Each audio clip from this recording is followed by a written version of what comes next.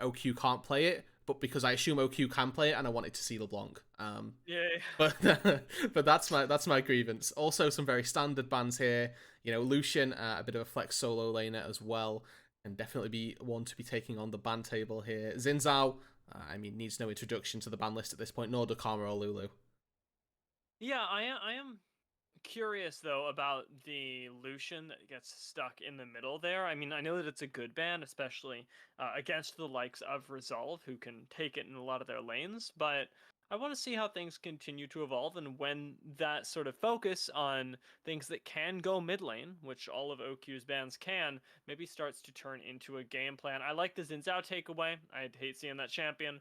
I don't know about the Volibear, but I do know, Rudude, that I love Viego. And you like him being picked, yeah? I see. I Yeah, yeah, assume yeah. that that's what This we're is going to be good. happy with. I mean, it's nice to see that we're getting Reset Queen, Reset King rather this time, setting off early on, going to the races, will be hopefully finding those resets in the team fight. Such a reset-oriented champion. You know, this is not in any way AD Katarina, but the philosophy of resets is never been more present than with the Viego, right? You get more health regen, you're able to turn into somebody else, you essentially get a brand new kit for free. Like, if you don't get a reset on this champion, you are wasting over 50% of his kit by far. And that is something that you definitely need to thrive with. Resolve, answer with a Gwen, a very traditional pick as well. Another very strong champion in the meta right now. And I had this conversation a little bit on Ooh. either LCS or something else. But do you think that it's time that we introduced 6 bans because there are so many champions? He, So you do 3 then 3. you know what? I don't hate it.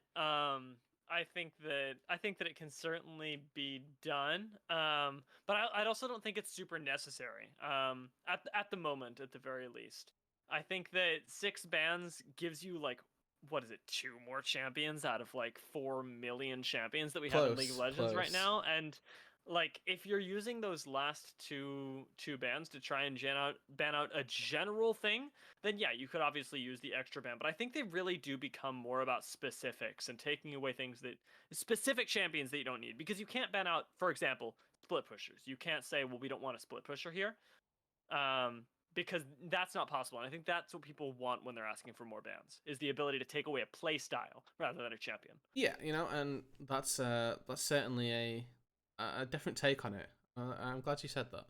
And I'm also happy that we see Renekton. I mean, OQ have Oh, taken their triple top side right here. Resolve have, yes. I assume, simply done the same. They've just done Maybe everything. not. Like this set could go support at this point, right? And that's the thing that we have to count, sort of factor in. Mundo as well, jungler now, by the way.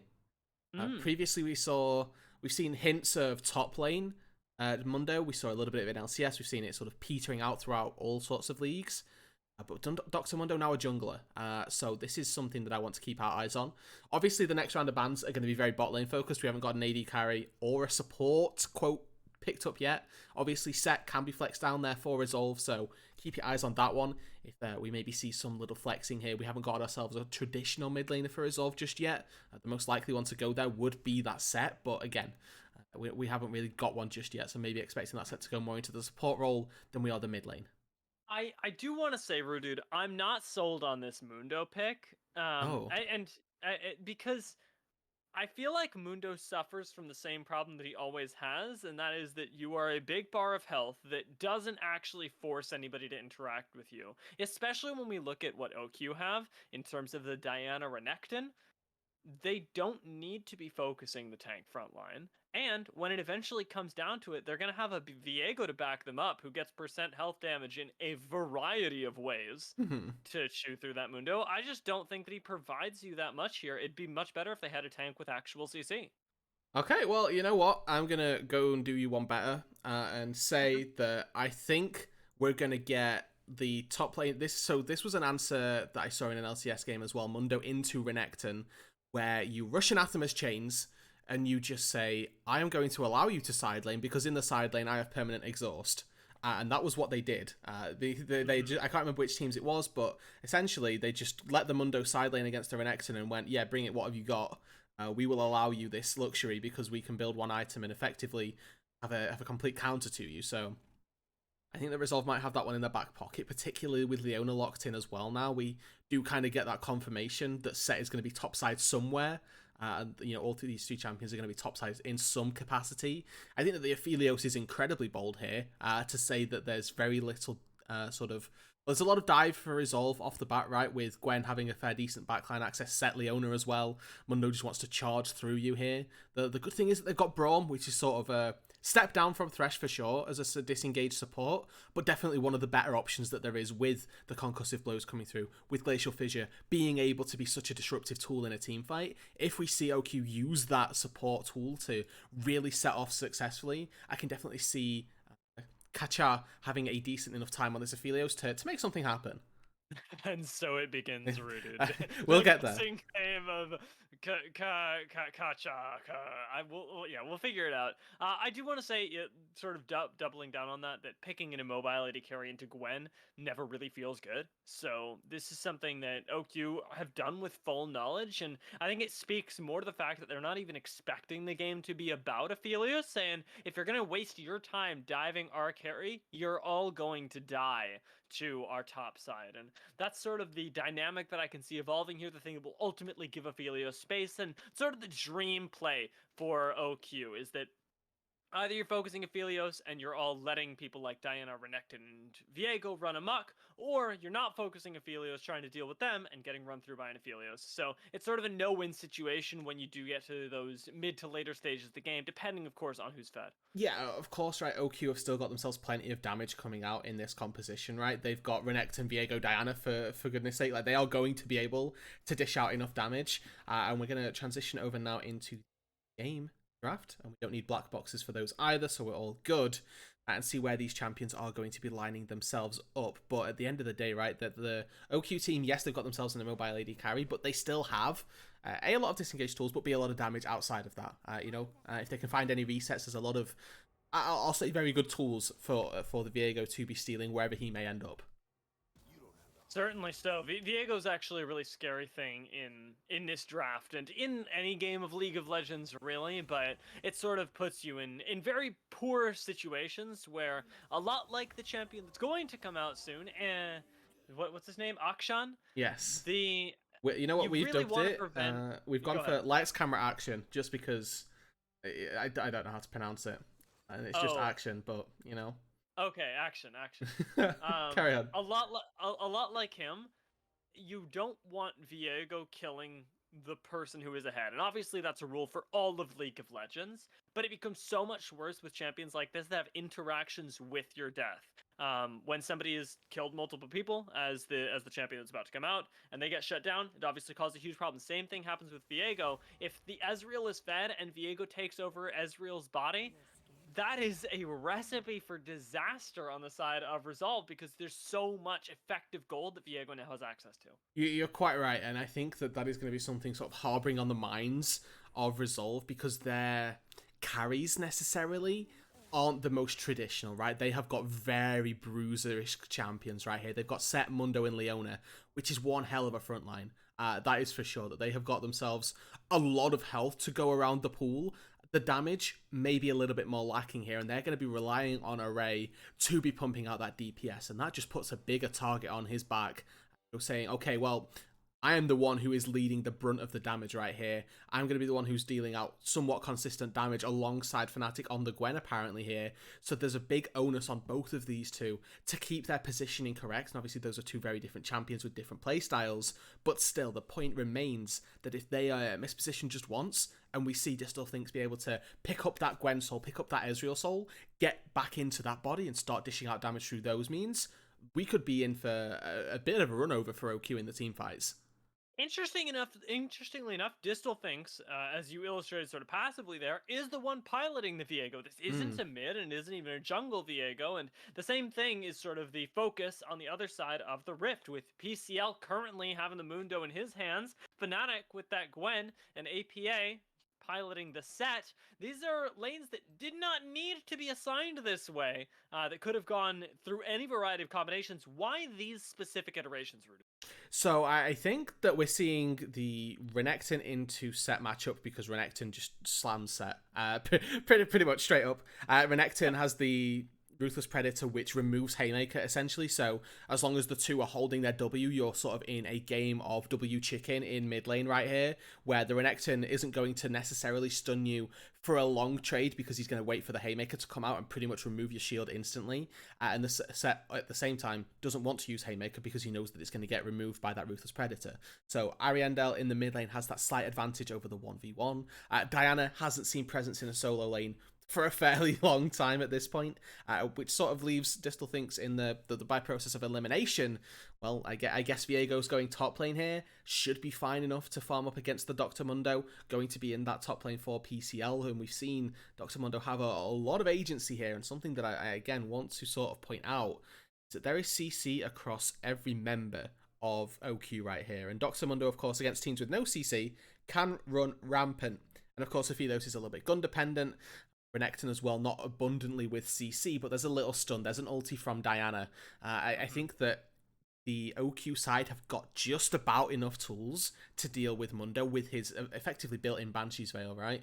And I wonder if it's going to be enough, because I can see it very easily being tipped to the other side of the coin, where we see PCL just run through the fight, because if they're using their sort of one or two CC tools that they've got, be it Ruthless Predator, Viego stun onto the Dr. Mundo of all people, what are you using on Array? What are you using on Fnatic? What are you doing to stop those guys? What are you doing to stop those guys from running through? And as I'm talking about it more and more, I'm realizing that OQ are actually really struggling. Really, they have got CC in everybody's kit, but it's not big CC. It's not reliable. It's not up off cooldown in an instant. It's not your Morganas, your other such champions that find it in abundance, right? And have multiple kits, like Nautilus, for example, would be absolutely fine because you just auto him.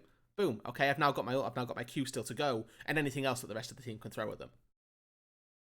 Yeah, seems like things might be a little bit more difficult here when we consider the amount of counterplay sort of inherent in the champions for Resolve. I'm definitely worried about the ability to find team fights as a whole for OQ, but what I will say is that they have a chance to succeed where Resolve in the past may have faltered, specifically around early game skirmishes and objectives, because things like Renekton, Diana, Viego are really, really good in 2v2s and 2v3s. And so often we've seen games when Resolve do lose, being lost off the back of games that have gotten away from them based on early Dragons and early Rift Heralds, specifically those Rift Heralds, and with a strong top side of the map, I think OQ have a fighting chance here.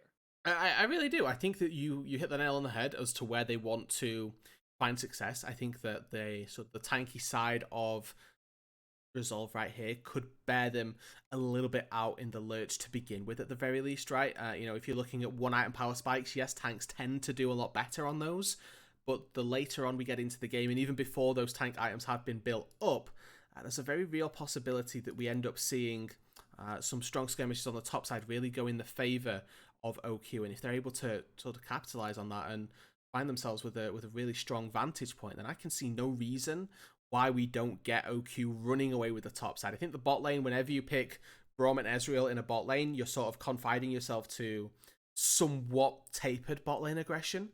But Leona can still go in, and Aphelios has taken cleanse, so Kachar has done the necessary thing when you're up against a Leona in as such, and has paid the necessary respect. But at the end of the day, it could still be all sort of focused and oriented around that top side. I want to run us through standard production protocol, pause at 5, make sure that we're all good. But whilst we're getting everything loaded up and ready, we'll take a bit of a dive onto the teams, I suppose, in general, where OQ, a bit of this unknown quantity, I think, coming in, right? They've not really been...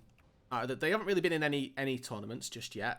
Maybe they've gone through the OQs in other leagues and not quite made it in, but... we can touch on Resolve as we get into it, because I'm paused at 5, and so long as you are as well. I had like this panic arising in me as we were getting into the game. I was like, oh no, we didn't set this up. All right, so yeah, I'm paused at 5. Go ahead and count us down. 3. Count me down for a 3, 2, 1, and then unpause. Yeah. Yeah, gotcha. 3, 2, 1, unpause. 6, 7. Yeah, perfect. 8. Very good. And already, we can hear pings, we can see pings. I am very proud of myself, because I play with champion names instead of summoner names. And like I changed it. I changed it so that we can actually see who's playing who, and it's not just champion names. But I'm impressed. Quick quick tidbits before we get into the game, because we are seeing some maybe level 1 shenanigans. Fnatic has gone for the exhaust on the Gwen, so no flash, which we do see fairly commonly in the top lane. And, I mean, there's some very interesting positioning here, so I want to see how this develops, but mainly just exhaust on Gwen is something that Pandissimo in the jungle, Panda, is going to have to be very cognizant of. Fnatic's already over the wall as well. There's definitely a cheeky The level 1 for collapsing, yeah. Distal Things waiting. He should have to burn the flash here, but not a whole lot of CC from Fnatic. Might mean that he gets to walk this one out. Looks like that's the play here, but Winter flashes and does get that Zenith Blade. The Ignite and Exhaust both going down. So greedy. Distal Things still has the flash! He's gonna No. get, oh my lord, he dies! He's so ridiculously close to getting away with it. I'm not even mad about him saving the flash. Neither am I, to be honest, right? This isn't just first blood to resolve, which, you know, it is. Fnatic gets first blood, gets 400 gold on the Gwen. One of the most scary champions to be giving 400 gold to, particularly in this resolve composition, who are, you know, by all intents and purposes, playing with 2 carries right here, in the Ezreal, in the Gwen. But at the same time, you know, it's a lot of summoner spells expended for the bot lane. It really is, and it's going to put Winter in a little bit more of a difficult position, especially up against Aphelios Braum, who otherwise could have been under some pressure. Ariandel, maybe not having the best time in the mid lane right now, as set level 1 isn't kind to anyone. It won't be changing in this mid lane. No, not quite yet. I am just setting up a little something so that newcomers to the stream will be able to tell who's on what side and etc. So if you want to talk us through what is going on right now, you'll be very much appreciated. Yeah, absolutely. It's relatively simple stuff, right? These are both teams that, as much as we may not have seen OQ before, are coming ready to play at the highest level. The Pandissimo may be going for a little bit of something early here. That W stun comes out, and APA, he gets wiped before we even hit 3 minutes into the game. That is a very quick gank right there. Ariandel and Pandissimo both burning their flashes. So again, double summoner spells expended for a kill. We're seeing this now in both sides of Summoner's Rift, where we've had essentially now a trade of kills for both summoner spells. But that's 100% worth it. You know, being able to burn your summoner spell, get yourself 300 gold, definitely very nice. Now Fnatic on the top side. Not wasting any time either. The red buff actually putting down a significant slow here might be enough, but he's still got that flash. This time, Fnatic is gonna burn it. Now, we finally got that timer off, and it's actually not a whole lot of summoners on the top side of the map, given how OQ have been playing these first few minutes. But Shaw might have to burn his as well. The Gravitum comes out, so does the Root. There's a lot of damage on Winter after that stun lands as well. It's actually gonna even things up. Yeah, I mean, the minions are doing so much damage right here. Winter has no summoner spells to get out to safety, so he has to kind of back away from that trade very early on. Array's just tanking the damage left, right, and center, so it's pretty brutal right there, to be honest, that Array and Winter take, you know, a fairly bad trade after they sort of engaged it onto Kachar. Yeah, I do want to say that Distal Thinks up in the top lane, who did just have his flash burned, is a little bit of a warning sign to me. Not because the flash was burned exclusively, but because it was burned after Fnatic was spotted by a heads up word from OQ. They knew that he was topside, and even so, you end up having to lose a summoner spell as the Viego. And that's something that OQ are going to have to clean up as we approach later on in the game, though things maybe even now, holes in communication, need to be watched for both teams. And obviously, coming into this, we're looking at 2 teams that I know that you'd definitely had some experience with OQ, right? But Resolve in particular, a team that have been together since the start of this entire season, right? Exchanging Array for, or putting Array in, subbing out Gorica, I believe, a little bit earlier on between splits, spring and summer. So this team for Resolve, very well adjusted toward one another in the playstyles. You know, this isn't a team with lacking communication or anything like that. Very familiar with one another in their playstyles. So communication is something that we're expecting to be here in this comp. And, you know, we're getting to sort of see firsthand that maybe that isn't quite all that it's built up to be here. Because, you know, there's certainly lacking here. And Winter, nice little bit of BM. He got the back. He got the interrupt of the recall. Beautiful stuff. I mean, hey, it didn't even cost him that much. That's actually surprisingly impactful, as Panda now doesn't have the time to back, instead having to go back and clear out these camps just to keep up with Fnatic. Won't have the additional sort of bruiser stats that come with the items for any fights that may break out, and it ends up being a really, really solid play. You know, you're quite right. We are getting to see a little bit of these mid lane skirmishes. You see how the trades are revolving around either one of their W abilities, right? The second that Ariandel expends his Ruthless Predator, it gives APA free reign to throw the Haymaker out and just sort of say, okay, you don't have the ability to take down all of my health with one single ability. So he's more than happy to throw that one out. Obviously, Slice and Dice, very decent and very good tool to dodge out on that set W, which is why you're sort of seeing Ariandel A with better health bars, and not to mention the fact that he got first blood. Remember that flash gank that came through, definitely setting him up for success. Oof, okay, nice little baits here, because Fnatic is just lurking on the wings. Alright, but level Doesn't 6 matter. is going to spell the end of that. APA maybe not recognizing that was a problem. PCL pulling the same stuff with Distal Finks up in the top lane, and we're really getting things starting to evolve here. This is where communication that you were alluding to earlier, Rudun, gets tested. It's when somebody falls behind, when somebody isn't on the same page as the rest of the team, and you have to rely on that communication and history together to pull you up. Right now, doesn't look like it's there. Winter's going for something that, well, Fnatic just isn't ready for. Now, look, if you take a quick little look at the level discrepancies between those two champions on your screen. Ariandel is level 7 compared to the level 3 of Winter.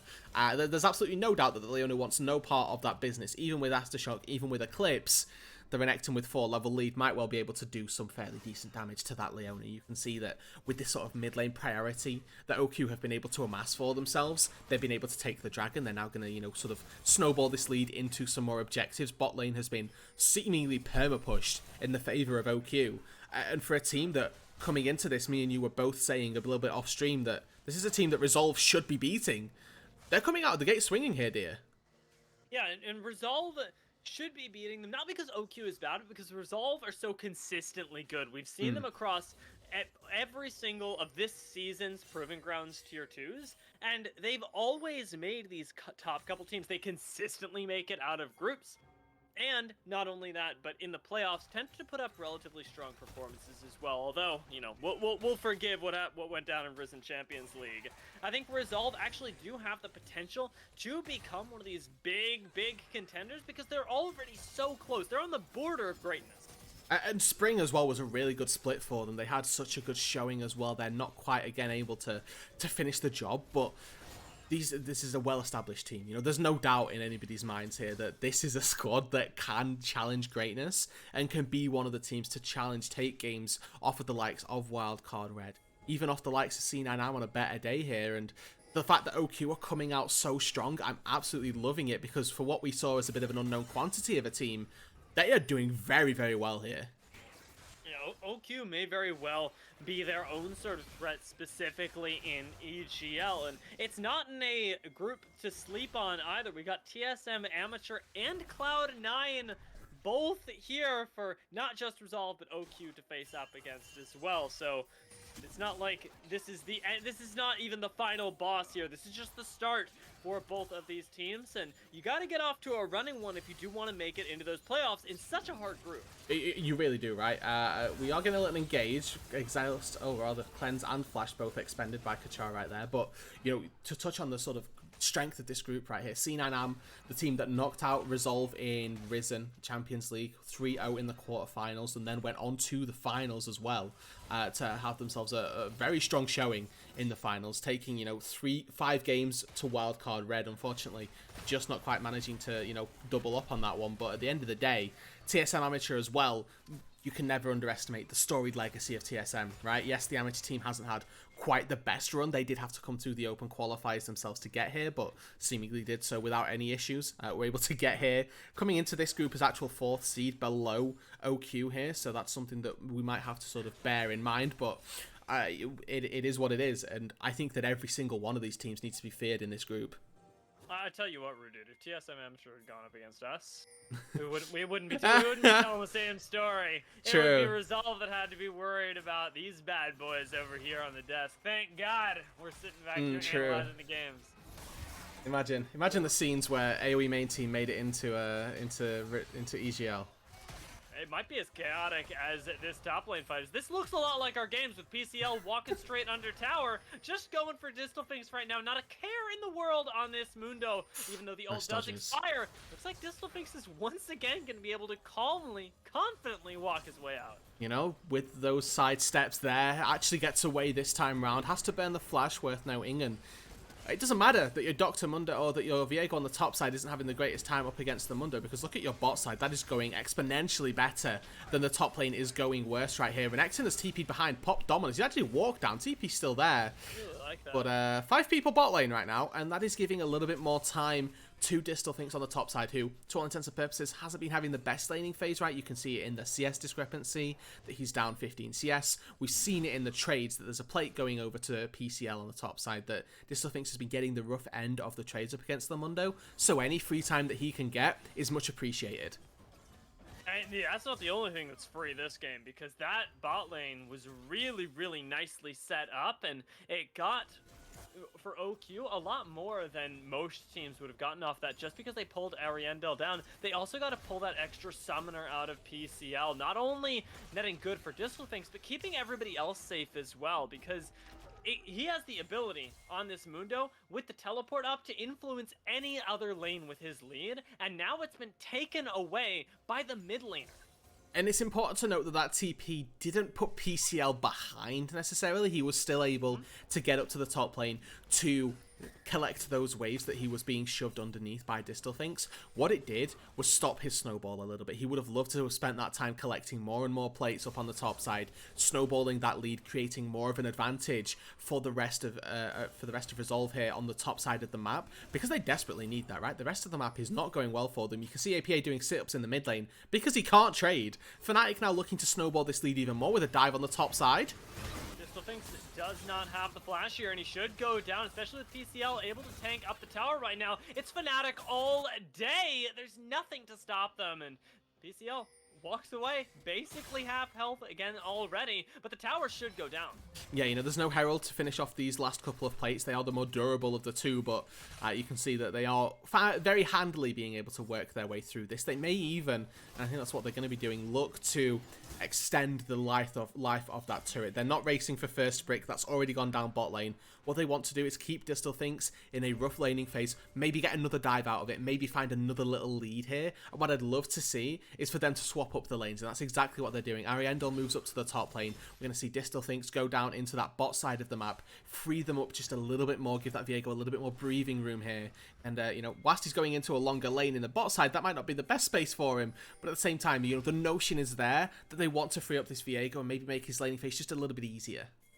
Absolutely, and in long lanes, I actually really like Viego, specifically because of the Harrowed path that he's able to throw out and sort of, not even zone if we're talking about a Mundo, but create ambiguity, create a lack of information where it otherwise would be free, and it lets his team do stuff like this as Pandissimo just walks in the jungle, is ready to take a fight, and has the backup from Kacha, who gets suplexed right out. APA just barely missing that haymaker there. The exhaust goes down a little bit too late, but Set still ends up falling, and with everybody else cut out, Resolve cannot answer back. Yeah, you can see that the sort of disjointed aggression coming through from Resolve definitely costing them right there. Really good engage from OQ. They were getting in, get down, and get a kill onto APA once again. 0-3-0 on this set. Definitely not the show-off performance that we would have liked to see, but at the end of the day, OQ are coming up huge, and PCL now looking to make up for his mid laner's mistakes. Could be pretty bad for Distalfinks here. Doesn't look like he has the healing, but he does get away just barely under the tower with 3 members collapsing on him, though. Oh, Winter. I think it is just a matter of time. Winter might actually get himself the kill here. Just goes for it. I like it. Pull the trigger. Take what's yours. Alright, level 6. He needs all the help that he can get down here on this Leona. I love the flash in to get the secure. You don't want to be missing out on that Zenith Blade. You know, Distalfinks has been showing off his fancy feet all game long. There's no reason not to expend that summoner spell to just secure the kill right here. Ariandel not going to get that mid lane turret, but what is going to fall is this bot lane tier 1, so another little advantage for Resolve, and APA might find Kacha here. This is actually problematic. This time he doesn't have the peel, but it seems like, from the minimap at least, that Kacha has survived with no more facebreaker to pull him back in. Looks like APA is instead the one trapped, and how the turntables, Rudude. Distalfinks comes up here, wants to get his first kill of the game. Will it go to Panda or to him? The Moonfall to pull it back in, ends up giving Distelfinks exactly what we wish. Just as the Resolve team had planned here, resets the gold on the Viego. Very, very smart as APA falls once more here. Goes down to a 0-4 status and collecting himself yet another little rack up of gold into OQ's back pockets. Nice little TP play right there, and you could see the power of T2 boots on Aphelios. That was all it was that kept him safe from the set right there. APA had used the face breaker, and after that, you just saw Kachar kind of go, well, you got nothing left. I'm just going to walk away.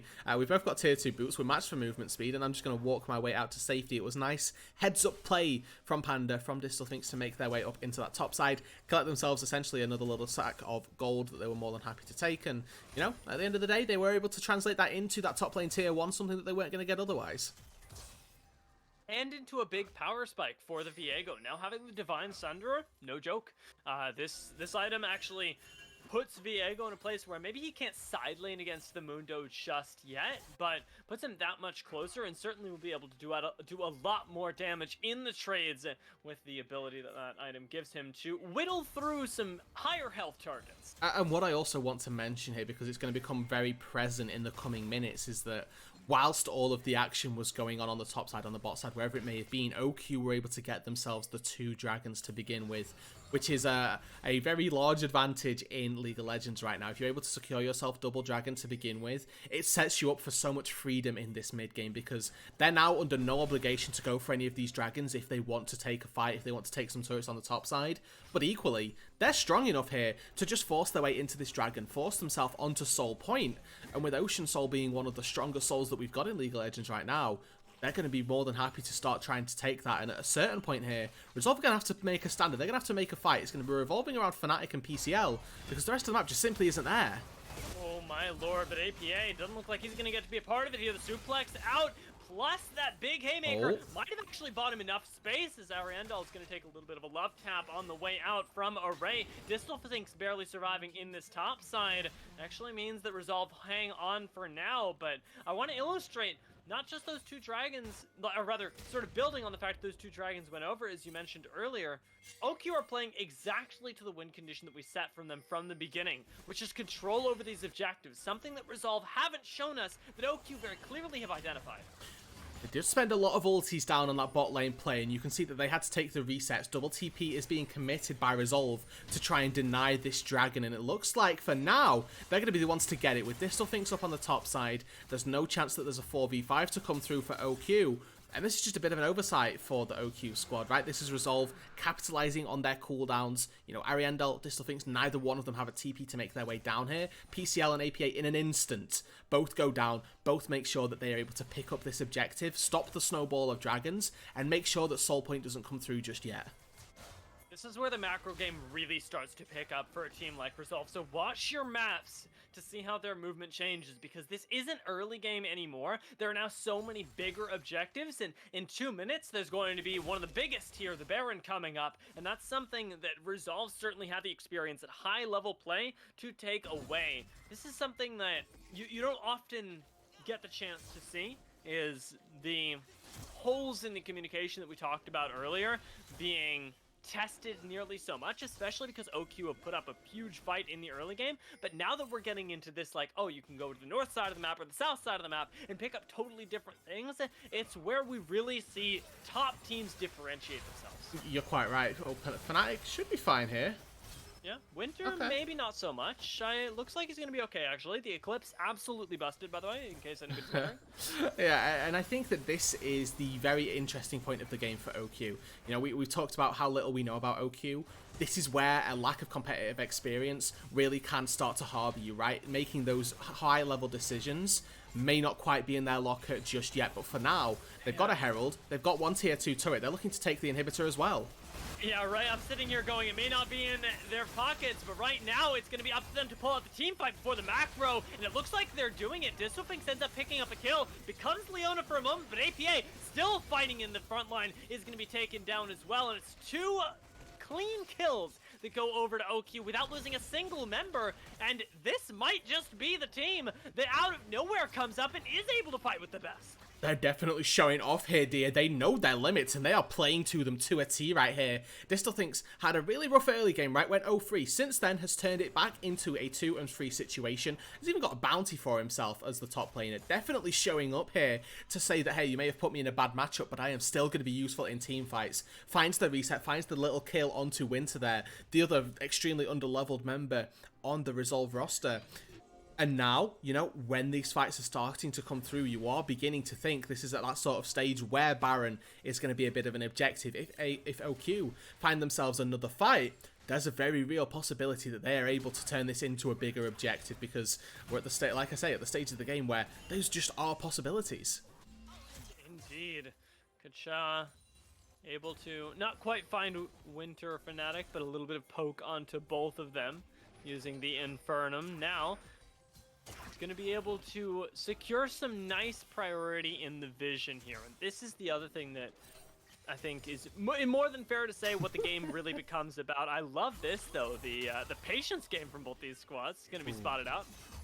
Okay, a little bit late on the Unbreakable. Ariandel should be fine up on this top side, but here goes Panda.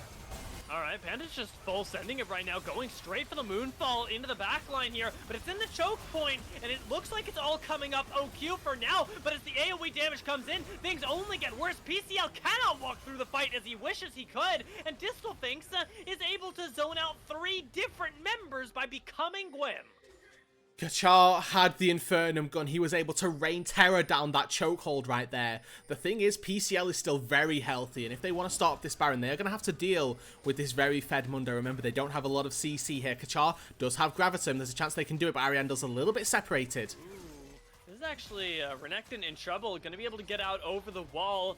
They got Array. That Gravitum lands, and that's actually pretty big. Ends up holding down Array for now, but Beautiful. It's all about PCL, as there's enough crowd control here to take down that Mundo and potentially turn back onto the Baron. But with the reset timers coming in, it looks like it's going to be the 1 kill traded for the ability to stop Baron. Resolve actually get out of the way with this one pretty nicely. And what this gets them, though, for OQ is free reign to set up around that bot side, around that dragon spawning in about 40 seconds time here. They've got 5 members on the map. Resolve have 4. Yes, Resolve will be able to reclaim some topside territory, but most likely here, they're either going to lose this soul point and, you know, go down 3 Drakes to 1, or they're going to have to force another fight where PCL, once again, isn't going to be there, isn't going to be postured well enough for the fight at the start to allow this really strong front line to be exactly that, right? We've seen it time and time again where PCL just isn't in the fight at the right space at the right time, doing what he needs to be doing to cause enough disruption, and Kachar is just simply fine in these fights for the majority of the time. This still thinks going for a little bit of a wander.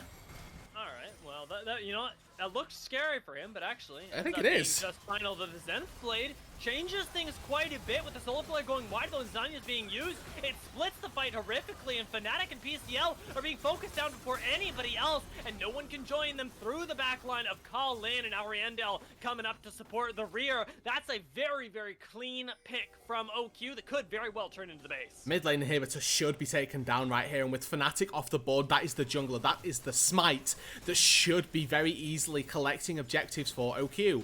Mid lane inhibitor going to be under fire. They still think shepherds Kachar into the base, and 2 versus 3, they find no issue with taking down an inhibitor. Ever-present waves now going to be pushing through that mid lane. You can see on the minimap as well, we've got Panda and Ariandel on the dragon. They are collecting that one, absolutely no questions asked. Question now becomes, how quickly can they get back to base? How quickly can they reset? Because on these reset timers here, there's a slight window of opportunity for Resolve to try and take a Baron. But OQ just say, hey, guess what? What if we don't reset? What if we just stay on the map? What are you going to do then? Yeah, make you wonder exactly when we're taking our recalls and when our item spikes are coming in, and it isn't one of those stock standard everybody goes back as a team situations, because they're trying to keep pressure on the map, and I respect it, especially with how convincing the team fights have been earlier. I don't think Resolve are going to challenge that anytime soon. They certainly are going to have to, because they're now down. A very real Baron possibility. You know, 5k gold effectively that they are down. They are down to Soul Point, so Ocean Soul really going to be a threatening sort of factor that they're going to have to counter. The burst on this side not really present, right? You know, outside of Set's true damage, there's really not a lot of burst coming through for the Resolve roster, so Ocean Soul definitely going to be a factor that you do need to be worried about. And obviously, with the Baron now being started up, they're just doing it on a control ward. They simply do not care. They're saying to Resolve, you want to fight? We want to fight. Come take us. We want you to come into us right now, because we've got Braum to absorb you. We've got this 5k gold lead to take to you, and we're looking to try and take any fight we can. Fnatic could try and go over the wall right now, but with no effective vision. Finally, the Glacial Fissure is going to come down for the engage, finding Winter, and Panda's just going to burn the Moonfall on that pick alone with Ariandel on the side. This fight devolves into two separate areas, and it's Kacha getting zoned out on one end. He can't even peel PCL off him. He gets taken down, and it's up to Distalfinks and Ariandel to carry out their end of the bargain, because it doesn't look like it's going to go well their way the other side. PCL now finally is going to be faced up against this Viego and Renekton combo, and it looks like it might just be enough. OQ might have just pulled this out. Even without their AD carry, the Viego's going to be enough. Fnatic can't do anything, and he and Array are going to have to run for the hills. Cleaver attacks Fnatic, pops the stasis. Array fighting for his life right here. Might be able to do it. Smite over the wall right there. He goes down. Array could still do this. Yeah, he's actually pretty strong in Ezreal, but he gets stunned by Distalfinks. Almost takes him down, though that last auto not quite landing, but it's going to be the red that takes Array? him. And Panda's looking for this kill as well. Array, he might just 1v4 this. He's under the tower, and he gets away with the arcane shift as well, but he's going to be burned through by Raptors. Raptors almost take Array, but he's going to survive, I think. Holy moly! Gets away with 2 kills and survives the Raptor pit. Array single-handedly saving the game here for Resolve. They are still in this one, dear, by a hair's breadth, this Ezreal, doing absolutely everything in his willpower to try and keep the OQ squad from taking this game to them. The lead still about the same here for OQ. That was a big fight that Array was able to collect a lot of shutdowns in. Got to get 1 on 2 Panda. We saw as well, Kachar went down to PCL. You're starting to see how the team fighting from Resolve can start to look. If they combine those two forces of PCL being able to dive onto Kachar and have Array constantly DPS from the backside, there's a very real possibility that Resolve are able to come back into this one. OQ need to bide their time, need to reset themselves, center themselves, because that fight was not clean by them whatsoever. They expended Flash, Glacial Fissure to pick up Winter. They used Moonfall onto Winter, and this is all onto your Leona, the tankiest member that they're gonna have in an upfront burst area. And if they're not able to cut through that Leona, you see exactly where the issues are, because they're down a load of cooldowns, down a load of summoner spells, and that's when Resolve start to come alive. Remember that the crowd control is so important too. We illustrated this in draft, but if they're using it all on the Leona, you're still having to face up with people like PCL and Fnatic. With the Baron just now started, though, they definitely want to try and roll these dice again. Fnatic still has that smite, though, and they got to play this careful. Teleport comes in to back up the squad here. Distalfinks arrives and gets that big zone of control down. This is going to be the Baron falling, and Resolve haven't even started the fight yet. They're going to get it served to them with Moonfall on 3 members. This should be an OQ wipe, but with Panda going so ridiculously low, it might be a change. Kacha has red and white, and he chews through 1 member. Fnatic manages to slice through Distalfinks on the top side, though, and all of a sudden, we're getting an area where Resolve might actually be able to fight, and OQ seem lost as to what to do. Winter goes in, goes down.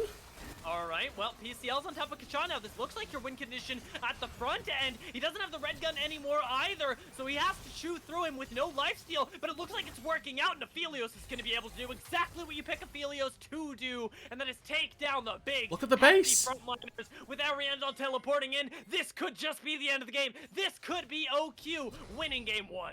They've got the inhibitor to go through once more now. Fnatic and Array, the 2 super carries here for Resolve, are up on their feet, but look at what is on the board right here. The Ocean Soul is up for grabs in this instance. If they take enough time here, they could very well get themselves that exact buff that they've been looking for this entire game. Nice lifesteal as well. You saw the power of Immortal Shield, both for Kachar right there, able to weather the storm of PCL on this tanky Mundo. And this Drake, it's already going down here, dear. There's no jungler nearby, which might be an issue for Resolve, or for OQ. There he goes. Oh, the health bars are a little bit low. Fnatic is gonna go in. He gets the dragon, and he pays for it with his life. But a triple Moonfall changes everything as Pandissimo puts the team on his back, and Kacha gets served member after member to chew through with the guns here. That's a double kill for Kacha. It's gonna be Winter on the run now, taken down by Distalfinks, and Resolve are gonna be taken down by OQ in the first game of the EGL EGL Summer Showdown. Absolutely massive opening for OQ right here, coming down, silencing haters here that were just thinking this is going to be a quick resolve 2-0. We have got ourselves one heck of a series here, dear, because this game surpassed even my expectations. They take down the Nexus, going to get themselves not the Ocean Soul that got stolen away, but that does not matter when you get yourself 4 kills and the win after the fact. We questioned the decision-making time and time again. We gave Resolve so many spaces to go, nope, this is our game now, this is our experience, and OQ denied it to them at every turn. This was an incredible showing from a new roster, and I'll be honest, I have no idea how Resolve are going to respond to this, because I don't think they were expecting a fight either. Yeah, this was a big surprise. And I don't think that anybody's going to, counter me when I say that. But this was a big showing from OQ. They came out swinging here. They had identified what their win conditions were. You highlighted it at the start of the broadcast. It is exactly the playing around objectives, getting themselves a little bit of an early lead here. And those 2 dragons that they got for themselves, whilst they didn't amount to a soul, they amounted to Resolve having to commit to a fight. And yes, we saw them lose the 5th dragon of the game or whatever it happened to be. But Panda jumps in, gets a big moonfall, layers up the Moonlight Vigil over the top, and that's enough of a team fight with the elites that they'd mounted earlier on in the game. That's all that OQ need to start taking the game to Resolve, and that's all that they needed to end this first game right here. Absolutely incredible that they're able to find advantages time and time again, and it really did come from a lot of bullying of APA in the mid lane. Finishing 0-9 is not a scoreline that any mid laner ever really wants, but Ariandel shows up big, finds the lead in the early game, is given it by Panda, and Panda runs away with it, really, sort of says, hey, you know what, you can do all this, I can set up the team for success with all of my sort of presence around the map. And that's before we touch on what happened bot lane, because not just Kachar, I have to give credit to Array, because he definitely had not only the biggest highlight reel of the game, but also a very stellar performance. But Kachar and Colin did their job flawlessly. They really did. I was super impressed by this squad. And dude, this is normally a time where I'd throw it to a break, but instead I'm just gonna be like, we've finished our analysis because we're just gonna continue being live anyway. Yeah. And I mean, I'm not gonna stop talking about the game, but just know, everybody in the audience, this is no longer endorsed by Rudude Casts. This is Dia talking about whatever he wants now. Okay. I felt like, I mean, OQ did really well, and they did exactly what we said about the controlling objectives through the early game. It's something that Resolve historically don't really do super well. But I also felt like Resolve had ways to play that game, and they chose not to. Not chose not to, because it implies that the players saw them and didn't want them. I'm sure that the players all were trying their best to win the game, but I felt like the game could have been played elsewhere, and I don't know. I feel weird about that one. I think yeah, I do. I think the biggest thing for me was they picked this Mundo, and then they used it a little too late, right? There was that one fight where PCL ran down Kachar, where Array was able to go huge in a team fight. Kacha, yeah, was able to go huge in the team fight, and we never got to see those 2 things mesh together, right, with the appropriate spacing of this front to back team fight that Resolve had picked up for themselves. I think that that came a little too late. If we'd have seen that earlier on, then there's a very real possibility that the different fights go different ways. Because if we look at I've still got the scoreboard up right here. That top lane discrepancy, not really all that much in gold. AD carry discrepancy based off of the kills, really, for Kachar, because he's got 9. There's a significant gold lead there, but as for CS and experience, Array is keeping pace just fine. It's that mid-jungle duo that is severely lacking behind. You look at the differences between level 16 to level 13, level 15 to level 13. Levels, roughly, this is a very rough sort of approximation here, but every level is worth about 500 gold. They become worth slightly more as you go from early to late game, so that's 5 levels, 2.5k gold in terms of base stats that Resolve just don't have. And if you look at those fights a little bit earlier, and you take those fights a little bit better with your positioning, I think there's a very real possibility that Resolve were able to really put themselves on the map for this one a lot earlier on, and unfortunately they just weren't quite able to do so. And it's a shame, because Fnatic got first blood. That level 1 was exquisite. Yeah. That actually looked really good. I thought that they were gonna sort of continue with that pace, but things kind of giga slowed down for them, and I don't know. I felt like OQ just played that really well to exactly what they should have and could have done, and Resolve didn't really have a whole lot of answers. I did want to bring up a totally different point though. Hmm. It was really bothering me during that game. Um, do you ever have this where like I was watching the game this game, and Mundo's recently gotten his rework thing, and he looks really good, right? Yeah. He's a dapper gentleman. I like it. I think it's cool. But he looks like he's from a totally different game. He looks like he's Like from. Have you ever played like? I think he looks like he's from an SGC, like is it SGC shoot? Not shoot. Like a FGC fighting game. yeah. Like he should be on Injustice or something. And there are obviously way better versions of platform fighter games that I can't think of, but he looks like he should be there about to bust out some combo moves. You're quite Yeah, right. yeah. I actually I have the same problem with what's it called? Silas. Mm. Silas looks like he should be from what's that game? PoE not Path Power of Eagle. Exile. He looks like he should be from Path of Exile or something. Like with the way that his animations go out. I don't know. Reworks and new champions, like they're not bad. They're never they're never bad. I appreciate the champions and what they do, and unless your name is Trashcan or Akshan or whatever it is. But I always appreciate what they bring to the table. But I'm I think that we could use a unified aesthetic in League of Legends. Do we have a second game invite yet? No. Just to check. Well, that's No, okay. we That's don't. No, absolutely we fine. don't. We will continue to simply vibe. Continue to talk about reworks because something else I quite enjoy is Riot always seem to at the time it feels like pick the right champions for a rework, but then as soon as they pick a champion for a rework, it becomes the most meta thing in the game. They did it with Aatrox, where he was this all of a sudden split push king for I no remember apparent that. reason, and they did it for they haven't done it yet, but Udyr as well. They sort of they put out the poll right where it's like which champion deserves a rework next. Udyr got like by far and away the most votes, and then for the next half a season, Udyr was just pick ban for the entirety of Everybody's season like, 11. I'm gonna miss this. I miss old Poppyul. That's basically just Anathema's Chains, True. I mean that's but not. worse. Yeah, Worse Anathema's yeah. Chains. I barely played when Popule was a thing, or that Popule Oh was a man, thing. that was good. I miss old Poppy. Maybe It maybe I was did play, but I don't recall ever playing Poppy. I recall yeah. my first my first experience of Riven was me just getting absolutely face rolled, of course, Yeah. by quite clearly a Riven Smurf, and I Uh was just huh. there like in a call with my friends, going, "What does this girl do? This seems broken." She just one shot me from full health, and obviously now looking at it, she was like, I was an ADC at level 8. She was probably Riven level 12. Like, what am I expecting? And Yeah. I just, little level 5 rude starting his account out, walked up to the Riven as Misfortune, thinking I'm gonna have a right nice time here. Got absolutely obliterated, and I was like, well, that's just broken. And I got experienced and got my first taste of broken champions right there, right then.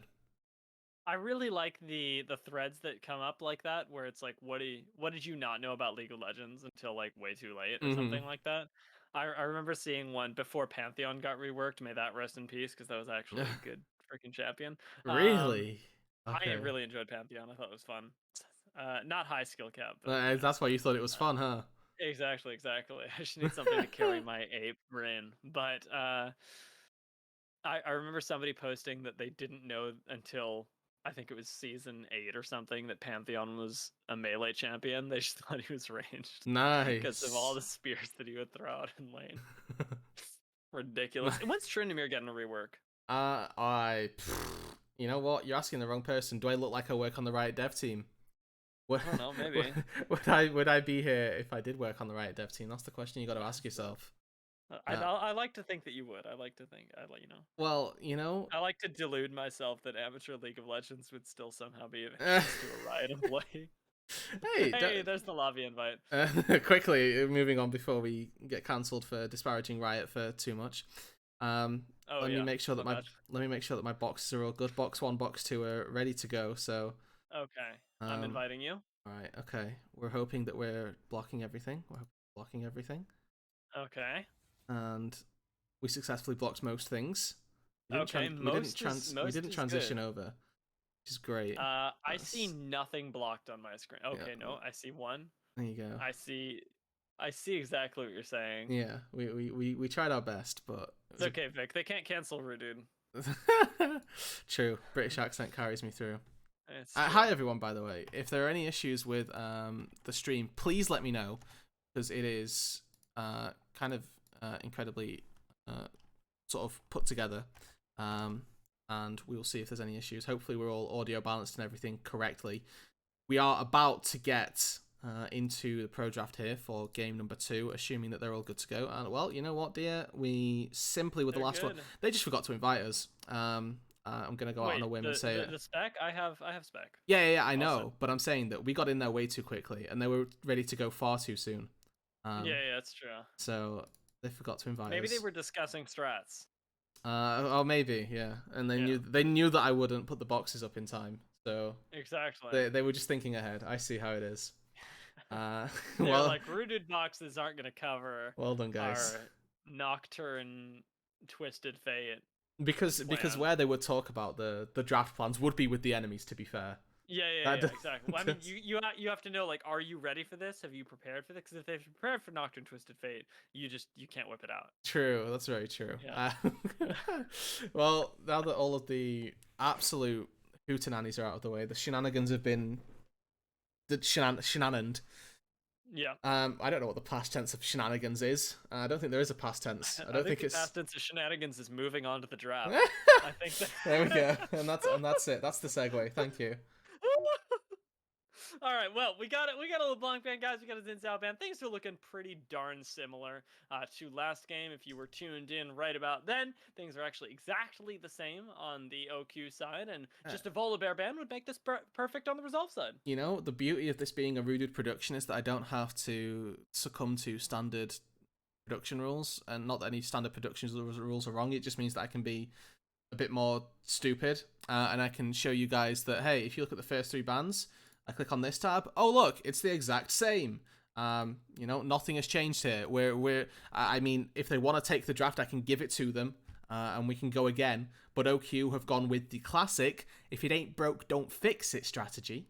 And they've just gone, you know what? It worked for us in game number 1. We will do it again in game number 2. The question becomes, what do Resolve do to change their things here? And, well, at the minute, dear, it is absolutely nothing different. We got the Gwen, we got the Diana, and again... they take the Diana away this time, so we got something new. I think that's actually a really good call here, because as much as we didn't sing the praises very much, Panda was putting out some crazy moonfalls last game, and if you can deny that, who's to say what the rest of OQ bring to the table? Because you're definitely going to want some sort of big crowd control engage, be it something like the Diana, or not the Camille, but something maybe like a Galio to go with it. I could see a few options. You know, I'm hoping for, well, Camille comes through here. We're hoping for that Galio. And, yeah, well, you know what? You hit the nail on the head here, dear. High five. Well done. I mean, I just clapped my hands together. That was it was far easier than... It was perfectly timed with when I did the motion in my own room alone. So I was actually really scared for a moment. No. We're okay. We're just 2 in sync. That's why we're here together. But OQ this time round have gone for... in case there was any doubt in our minds what they were looking for from this draft, we know it's dive.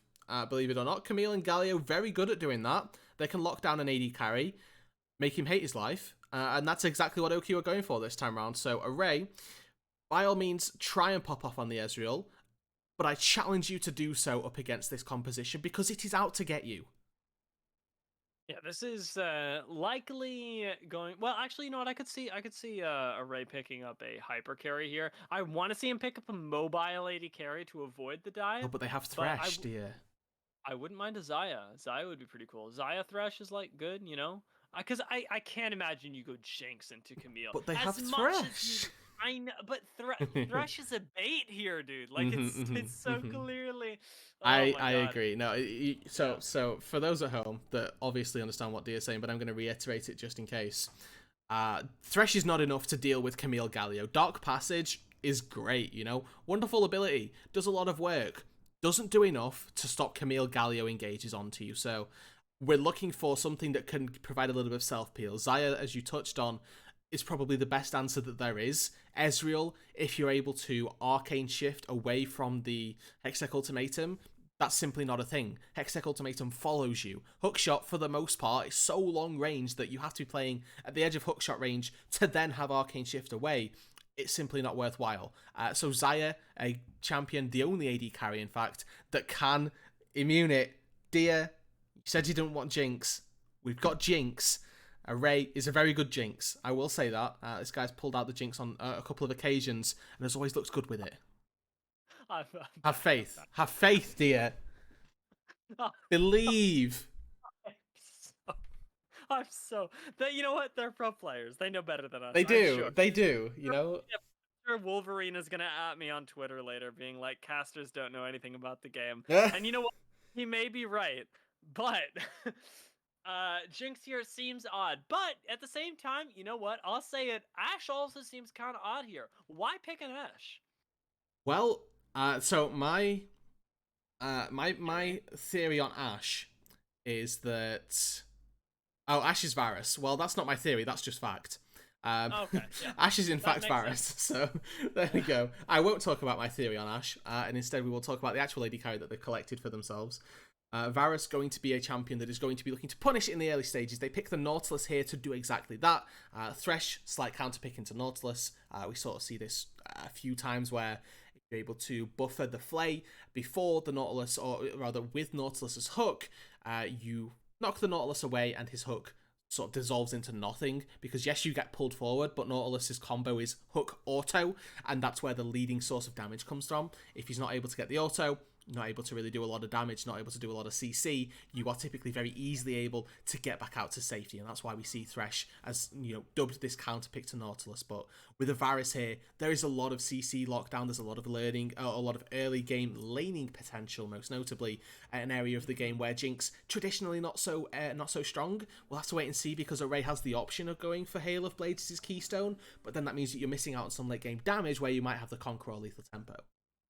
This is another draft though from OQ that should net them early objectives, and that's what it's really come down to. Like, I'm filtering everything that you're saying through my brain and going, okay, Varus is winning lane. What is that doing? Galio is able to rotate with Camille. What is that doing? Right? It's always about how things are going to combo together. And in this specific case, outside of something like the Renekton popping off, and honestly, even if he does pop off, OQ should still get the first two Drakes.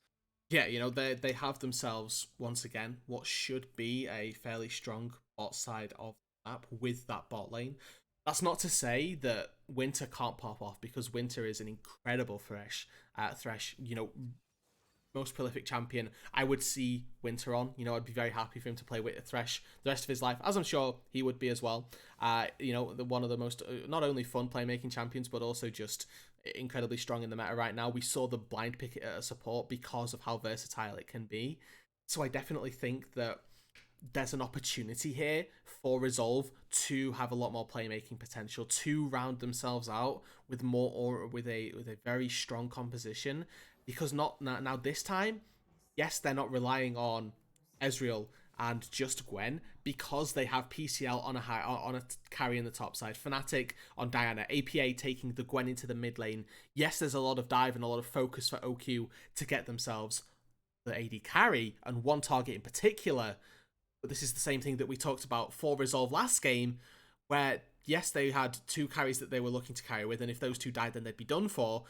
But this time around, they've got four, and now on the other side of things, Galio, not necessarily a carry for OQ, right? It's more of a tank, more of a setup, more of a supportive style mid laner that, whilst has some really nice AP scalings, isn't going to be that late game hyper carry that you look towards to be the focus.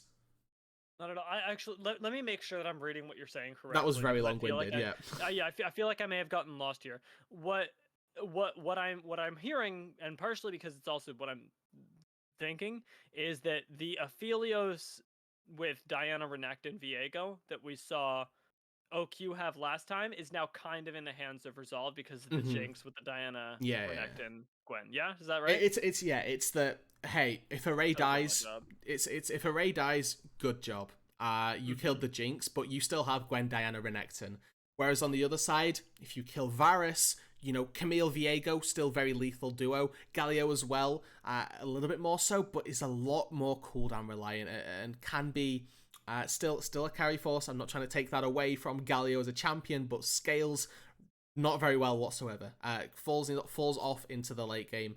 Camille, notably, gets a lot stronger into the late game. So there's that sort of increase of power creep as the game goes on, as the difference between the solo laners. And we know that Camille as a champion, very adept at playing in that side lane, should be able to pop out there at any given moment, try and take 1v1s up against pretty much anybody here. So as the game goes on, the game opens up a little bit more for OQ. They don't have to conform to their teamfight generic roles that we're definitely expecting Resolve to go for, because they've got themselves just an absolute deathball composition.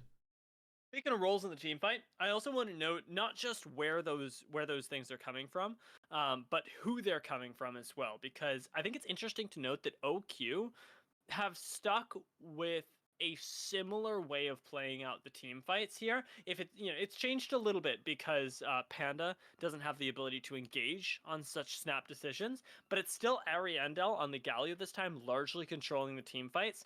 Distal thinks not necessarily playing to start off fights, but really to be a consistent source of damage through them. Kacha as somebody in the backline who you can kind of leave alone. Colin obviously doing support things. Nice.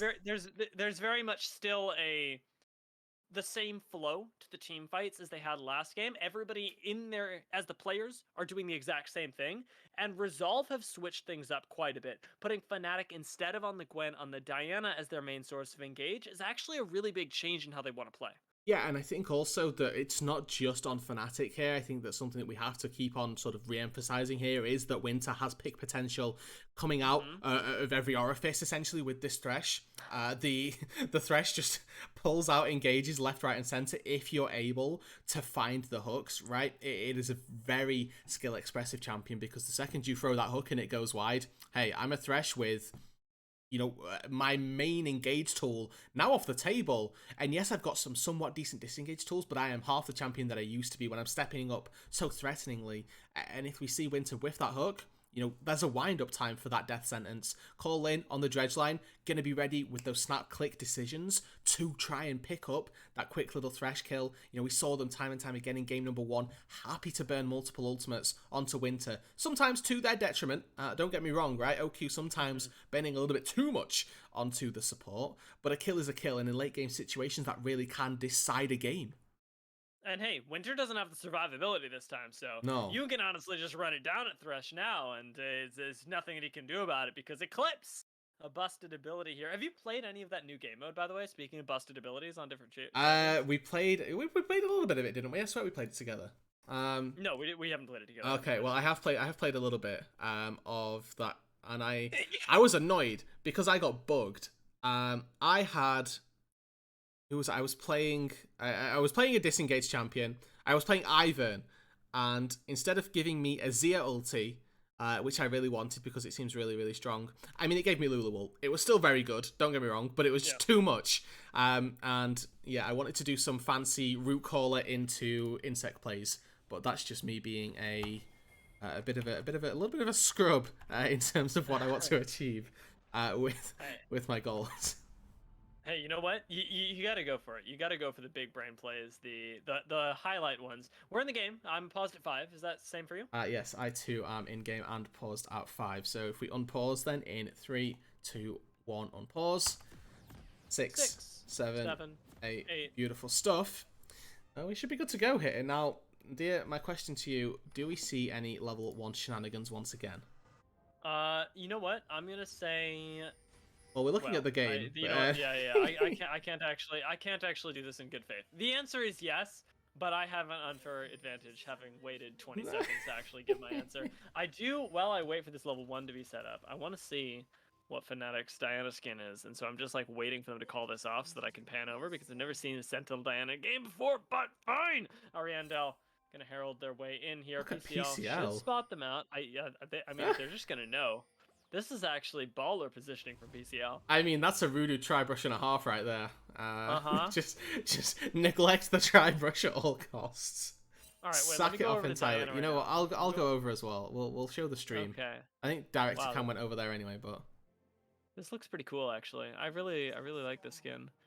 It's got like I like her hair and her moon blade is actually really sick. All right, I guess directed cam's decided that I'm looking at Nautilus now. My 1800th Nautilus game Nice. that I've just focused on him entirely. I like the four-man invade to sort of pay respect from OQ to the fact that Resolve could have gone for a little bit of aggression into them, gotten some vision, but instead they will find nothing.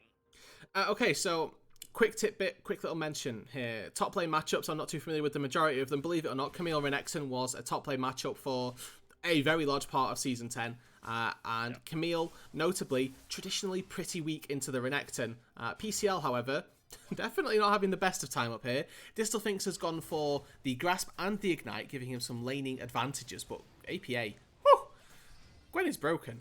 Gwen is broken. That's all. So he did the exact same thing with the set level 1, I'll say. He just walking forward and going for the trades. Really likes his early level 1 fights and gets the level 2 even faster here. Fnatic has started without a leash, so it will be a little bit slower on the clear, but also, importantly, there's no data for OQ on where this Diana actually is.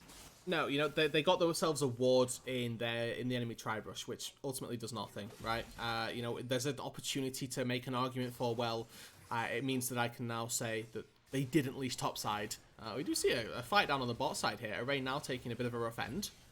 Oh, yeah, Ignite goes down, so does the cleanse, though, and Winter gets hooked back in. We're going to retreat with almost everybody at half health here. Array and Winter are obviously a little bit better, but Ariandel going to have to quickly get out here. Doesn't actually get that taunt down, and does burn the flash to get away. Barely surviving as Panda tries to gank him once again. I didn't notice that, but Ariandel started Boots as his starting item with Predator. This man has gone full gank mode here, full setup, full engage to try and get Panda to have a bit more success on the Viego than Distalfinks did. But unfortunately didn't come out, didn't pan out the way he had maybe anticipated. We did see that Hello Mist definitely give off enough safety. And we're seeing two junglers now hover around that top side. This is where we look toward that top lane priority to see who has it. Distalfinks is in possession of it right now, but neither one of the top lane is particularly happy to rotate out of their lane just yet. As PCL now finding the fight. This actually might be Distalfinks going down there. Gonna have to ding dong dash as he gets out with a hook shot. PCL doesn't quite clean up the kill there. I thought he was gonna get that last auto. Instead, we pan over to the mid lane where Ariandel once again misinterprets the interaction between Gwen and Taunt, and unfortunately, well, he'll have a lot of time to figure that one out. But it doesn't seem like he's really got it nailed down here. It's twice now. Come on, man. Right. So PCL. Turning top lane right back around. Remember that Ariandel is probably dead. I think that's probably fairly standard. No flash on the Galio. Fnatic going to be able to whittle him down. APA says, you know what, jungle bro, this is all you. And Winter, good guy Winter, or rather good guy APA, moves over, allows the Dock passage for the assist. So Winter did absolutely nothing, but gets an assist for it. So he's very happy about that one. Okay, back to my point. We got to see that Distalfinks opted into, you know, this very laning-oriented build path with his runes, his items, his some of the spells of choice here. And PCL found a little bit of an advantage in that top side. We are now seeing that since Distal is now continuing to double down on his laning aggression with double Dorans, he is looking to find some early game fights out of this and needs to find a kill against PCL somewhat early on, because there's sort of a really weird window here with this style of build that he's gone for. He's going to be stronger early. We know that Camille's going to be stronger late, but the mid game really going to be PCL's favour. Fnatic, oh my god, this is so sad for Distalfinks. Actually needs to get out, but doesn't have that hook shot. Tries to get a little bit of health back, but PCL takes that kill as if it was gifted to him, and it certainly looks away from the Resolve side of things. No. Call in. That was a nice flash. That's an even better taunt, though. Are you ahead of me? Maybe. I'm at 530, 31, 32. 33. Okay, no, 34. You know what? I don't know where you're talking. Okay, never mind. That's okay. It was no, you were talking about. Oh, okay. You see, you can't say that when Galio's in the game, dear. I can say. Listen. I can say whatever I want. Yeah. Me, dear, me, caster. Yeah. You're right. I thought that the Galio taunted, and I was like, yo, where are you looking? Which screen am I missing? That would be pretty crazy. It would have been quite cool to see Ariandel flash taunt when he didn't have flash. However, that was not an option. He might get APA though. He gets the kill there with the dunk on the Galio, and it's a 1-for-1. But man, that looked good. Okay, Winter now doing his best to try and salvage this mid lane wave state. Is Panda going to let him do this? I really don't want this to sort of be the case here. I guess. I think that Panda... Fine. Yeah, I mean, if Panda just sits there, holds that wave, it becomes a little bit more difficult for APA. Not that, you know, Gwen is particularly struggling in this mid lane right now. Well, it did just get solo killed, so, you know, we'll take that with a pinch of salt. But level 5 to level 6, up in CS, up in gold, up in pretty much every metric that you could think to be possible. And, you know, is dealing with this Galio matchup just fine. Definitely having a fairly strong outing in this game. Definitely a different showing from Games 1 to Game 2 here. Not just for APA, but for Resolve in general. And maybe that's a bit of an indicator of the Resolve squad in general. But, you know, we're getting to see sort of first-hand here quite how the differences of mid-lane pools seems to have an impact. Ariandel got that sick taunt though, and that's what I'm talking about. True. That's the hype He learned level the interaction. that we're bringing here. The dragon going over though is indicative, and I'm waiting for the 9-minute mark to see how this Rift Herald goes down. But it is indicative of the same sort of game plan from Resolve here. They're still letting a little bit of that early game pressure hemorrhage in the form of objectives, despite the fact that they've got that nice gold lead. And this is sort of, again, the thing that we touched on for Resolve being a potential weakness that OQ are still capitalizing on, right? Pandissimo able to find the quick little dragon take there, collect up a small objective in the back pocket here of OQ, start to snowball those ones out. The difference being this time round that, you know, come 2 items, come 1.5 items, wherever it may be, 3 dragons in, we're not expecting OQ to have that lead, and that's not something that we've maybe hoped for, because we were expecting these Drakes to go in their favour handily, but we were also maybe expecting a little bit of laning advantage here, which is just something that we've not really seen. Nadak hanging around the bot side, looking for even more laning advantages right now as Array looks like he's on the receiving end of a bad chunk, but we know better here in our bird's eye view of the Rift. Pandissimo coming down as well is going to find potentially a pick onto Diana. Starts it off with the ult and has Galio in his back pocket. This could be the fight, and Call in picking up the first kill only bodes better for the side of OQ. They're not going to be able to find a second kill as the teleport looks like it gets canceled from that top side, but that kill is actually really decisive and real nice stuff from OQ. You've heard of Camille Galio. Let me introduce you to Diego Galio, who simply I always call him Diego, it's just funnier.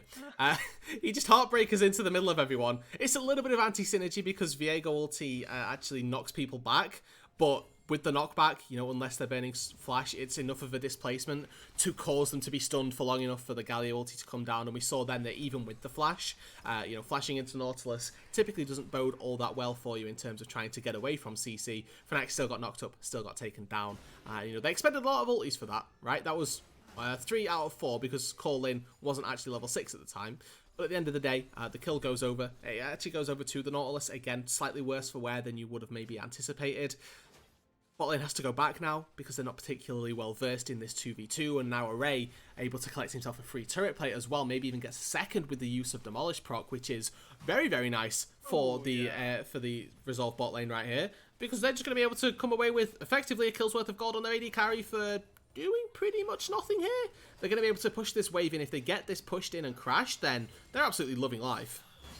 Check out the top lane, though, because Call-In has rotated up top, and it's just now that Winter is moving. They're going for the Rift Herald play once again, ROQ, and I think they're going to be able to get away with it, maybe even getting a kill on top of all of that. As APA, he's going to be CC'd for infinity and beyond, finally going down to the Ignite from Ariandel. As Fnatic just barely looks like he's going to get away with his life. He can click the lantern! It's too much! And he goes down right around that Rift Herald as well. 2 more kills go into the pocket of OQ, and they get the Rift Herald as well. Great play from them. And once again here, OQ coming out of the early game absolutely swinging. They come away with 2 kills. They're going to collect themselves the first 2 objectives of the game. Call-In's going to find another one. Winter. Oh my god, nice stop bot. Might have saved his life, actually. No Winds of War available. Looks pretty good. I mean, looks pretty good, / looks like he didn't die. Those are 2, I'll say, different takeaways right here, because... Oh! Caca! No!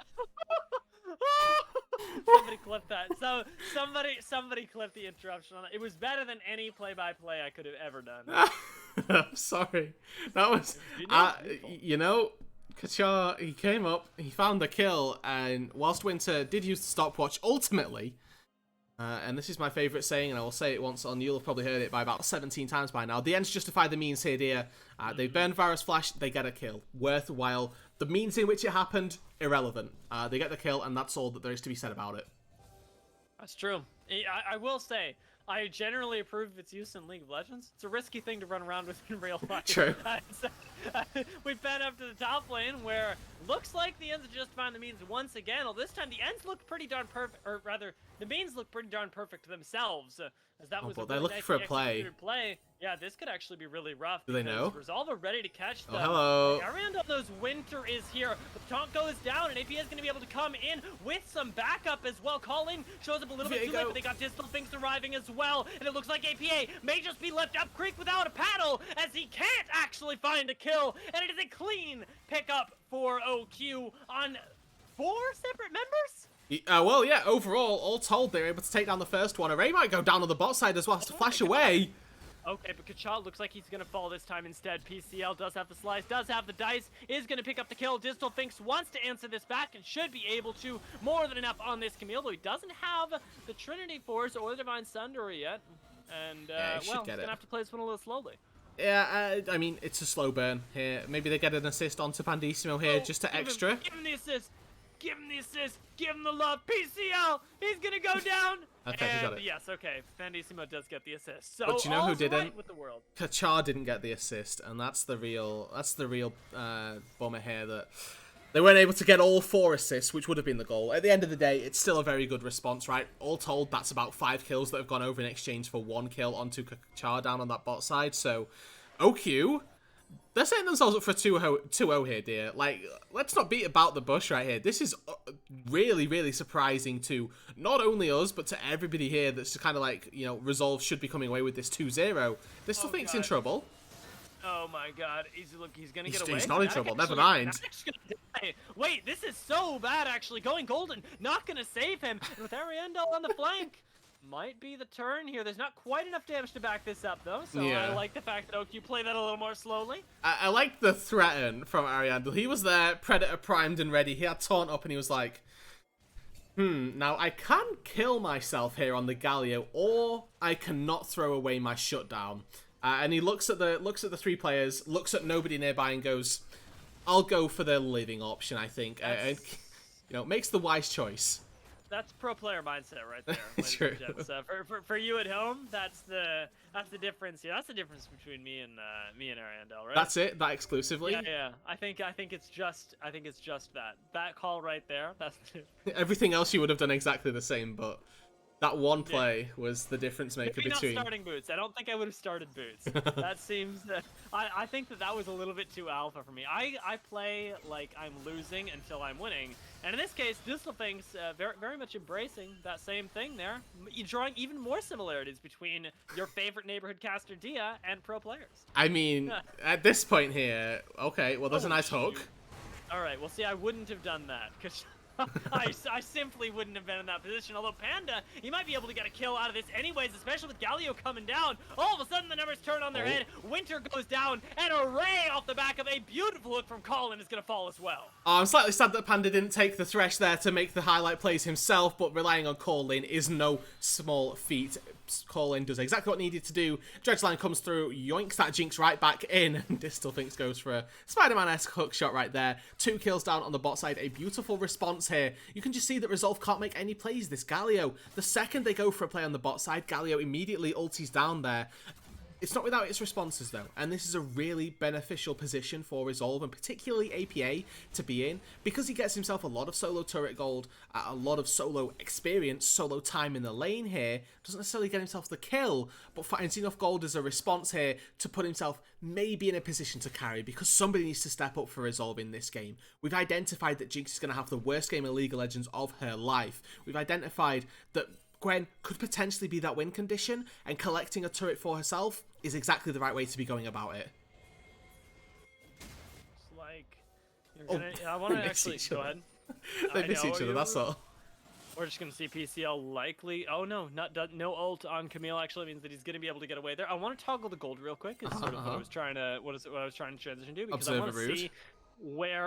Thank you. Where our best bet is. It looks like it's in the mid lane, as that's where the most even gold is, and where Gwen, the busted champion, lies. But as we pan back up the top side, seems like things are still going quite literally aflame everywhere else.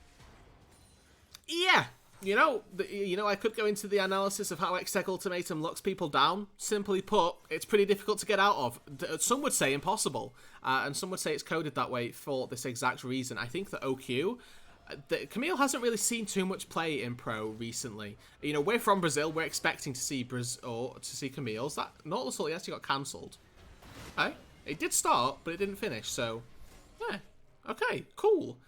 They're going to get mid-tier 1 off this, but there is a 3-man collapse coming through. APA also has TP. He's basing. I don't think it matters. I literally don't see a fight right now as Resolve that you actually win. Oh my god, Ariandel! He's just doing disgusting things to them. Not even using the hero's entrance here. It is OQ that engage on you, Resolve, not the other way around. OQ are the real deal, dear. They have come out absolutely all guns blazing here. The early game to this one was, a little bit weaker. Now goes APA. Okay, well, APA is gonna die. That's what happens. You don't get to turn these. All right. I mean, I'll take it. It's nice. He gets a good shutdown. Gets a very good shutdown. Takes 4 stacks off the Dark Seal as well. Almost took down Kachar on the Varus. So, if APA had the rest of his squad there supporting him, again, and it feels like it's the same story I've been telling you, that you can see how this is supposed to play out. You can see what they're supposed to do. It's just not really going the way they want it to here for Resolve. Oh, moly. I think Distelfinks might actually be able to 1v2 this unironically. He's not going to have to because he's got Panda coming up here, so you can just kind of run it down at their faces, and Fnatic knows that there's no real hope here, although with no mana on Camille, things could change. The shutdown's going to go over, and Panda needs to make things happen here, but doesn't quite have the ult off cooldown to be able to finish off PCL. Colin buys a little bit more time, and what we thought was a done deal, Resolve returning on its head. Based on the cooldowns alone, they're going to get 2 kills up in the top lane, 2 big shutdowns, and now Kachaz roamed up, and slowly, one by one, OQ are running into them. Can they finally find the fight here? PCL is going to go down. The reset comes in, and now, with APA showing up, can you actually win the fight? APA is looking for it, but the Herald Mist is going to expire. Goes for those scissors, but it isn't quite enough damage, and a double kill goes over to Ariandel on the way out. You talked about it on the way to the top side of that fight right there. Viego had no ultimate. Panda, biding his time, waiting, manages to survive. They sacrifice core lane as exchange for time on Panda's ulti. The second that Heartbreaker comes up, the fight immediately turns right back into OQ's favor. They were to find themselves 4 kills off the back end of that chain of corruption. Was beautiful, spread through the entirety of the Resolve squad right there. And the time, it's really running out right here for Resolve because they don't have another game right here. Remember that they are in a very difficult group. They have to go up against C9 Amateur, who they lost 3-0 in Risen Quarters. TSM Amateur, who, yes, are probably the weakest team in the group. But if they lose this game, it means they have to either upset C9, well, not either. It means they have to upset C9 if they want to get out of this group. This game was the middle ground, the 2v3, the one where you could say, well, either one of these teams could potentially make it out. I know Q are making an absolute statement here to say, hey, you thought it was going to be between Resolve and us? It's us. Yeah, this is a squad that's really coming out of nowhere right now, and I want to see that special stuff from Resolve that has gotten them such great positionings in the tier 2s of prior, because it's still very difficult to tell whether it's Resolve not quite playing up to their margin or not. And I'm not saying this to take away from OQ. They're doing amazingly, but it's so hard for me to mentally understand when I have such a clear picture in my head of what this squad is capable of.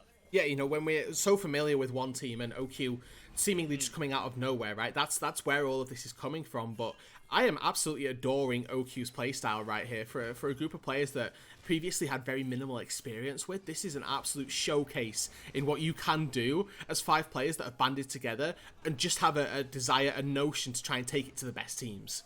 And it's not just in their micro play as well. So often when you see teams like this, it's off of laning that they're winning, and they're not. They're team fighting. They're controlling objectives, and right now they're doing it in your base. OQ pick up yet another kill. They're gonna make it too. And is PCL gonna be able to turn this? Methinks no, especially as Galio crashes down. Fnatic does his best though, and does claim call-in on the way back. Array, still as of yet untouched, is gonna find himself the last remaining member of his team with Panda on his tail. No less, the stun is gonna come through. The hook shot in will secure the ace, and OQ, they just took down Resolve NA 2-0 in the first day of EGL Summer Showdown. Absolutely baffling here that this game has gone so in favor of OQ. They have to deal with a Nexus, and they should be able to do it here. Winter trying to do his best.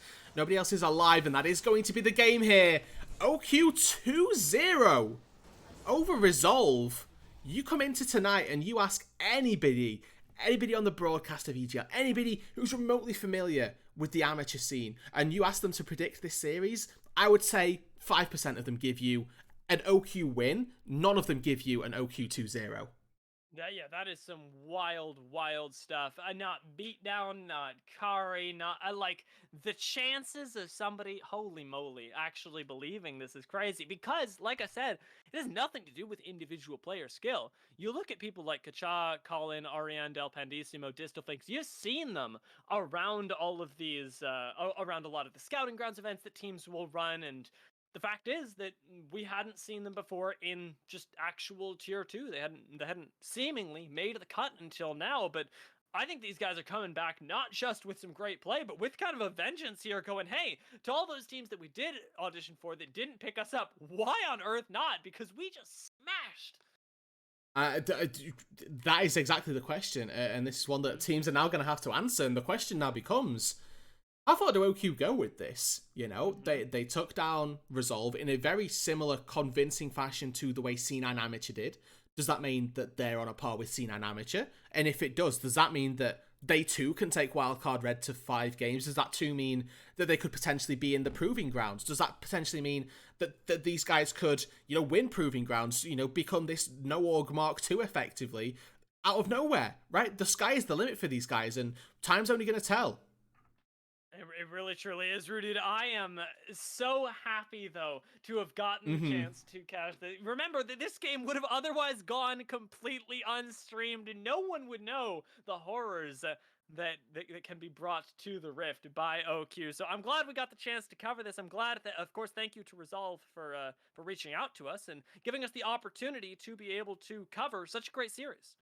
And this is, it comes down to casters, players, handshaking one another and saying, we're here, we're all in this ecosystem together to bring NA and make it better than it already is, right? To hopefully be able to showcase absolutely everybody. And I think this has been a perfect example of that, right? That for a lot of people watching this, OQ, maybe just some random team that are now in the group, but they have made a stake for themselves right here. They've put the sort of gauntlet down, not only taking a 2-0 off of Resolve, but being able to do it in such convincing fashion as well. You win a game in 21 minutes. That's a big statement. That is you coming out of the gate absolutely swinging. You are putting your authority across this group early on, and I am incredibly excited to see where this team goes. Well, we're going to have to wait until tomorrow to see what actually goes down with the remainder of this group and across the rest of the league. Of course, there are multiple streams running everywhere, including, of course, the main stream for EGL. So I'm sure you can get your fill of Proving Grounds action elsewhere as the night continues. But I want to thank each and every one of you for being able to tune in today. It has been a pleasure to catch these games alongside you, Rude Dude, and we'll have to catch you next time.